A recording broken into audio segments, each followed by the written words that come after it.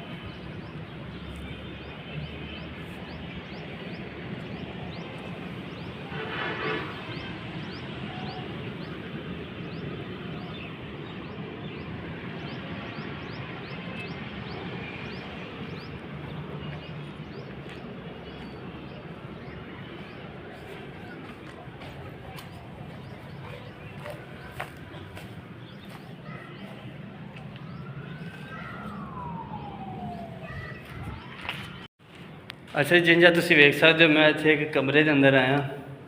ਹੁਣ ਇਹਨੂੰ ਆਪਾਂ ਕਮਰਾ ਕਹੀਏ ਜਾਂ ਕੀ ਕਹੀਏ, ਆਪਣੇ ਦੌਰ 'ਚ ਆ ਵੇਖੋ ਛੋਟਾ ਜਿਹਾ ਰੂਮ ਹੈ। ਇਹ ਬੈਕ ਸਾਈਡ ਤੇ ਨਾ ਇਹ ਪਿੱਛੇ ਉਹ ਸਾਹਮਣੇ ਪਿੱਛੇ ਐਂਡ ਤੱਕ ਦਰਵਾਜ਼ੇ ਨੇ, छोटे छोटे कमरे, सीधा दरवाज़ा है। इंज बिल्कुल ए साइड तुम दूजी अपोजिट साइड पर वेखोगे, इधर भी बिल्कुल इंज सीधे छोटे छोटे कमरे बनाए ने। तो दूरों इंज देखने लगेगा तुहानू कि जिंज ना मिरर लगा होया शीशा। इत्थे आशका मशूका बेचारे ने अपनी बनाई हुई हैं। ओके हो गए, जा रहे हैं बाहर। बेचारे ने अपने नाम प्रेम पत्र लिखे, गंद मारे आवाम ने जड़े जो कर सकती है।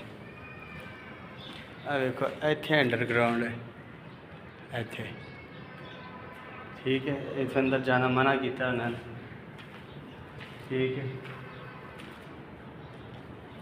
पता नहीं किंज दे बनाए ने मेहमानों वास्ते, कुछ समझ नहीं आती की बनाया सी उन्होंने। चलो जी आप जाने बाहर, आ गए सेम वही चीज़ सीधी।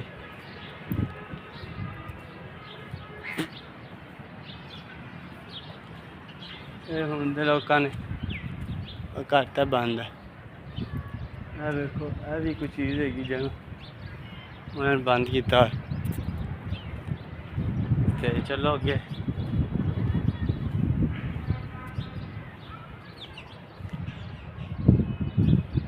अंदर बंदे ने बिस्तर रखे ने अपने लम्बे पैन की जगह, जो मजदूर इतने काम कर रहे हैं। मेरे नाल मेरा बंदा सी हाजी साहब, पता नहीं किधर गायब होगा, कितने चला गया पता ही नहीं लगा। देखो इधर बाग सारा बगीचा।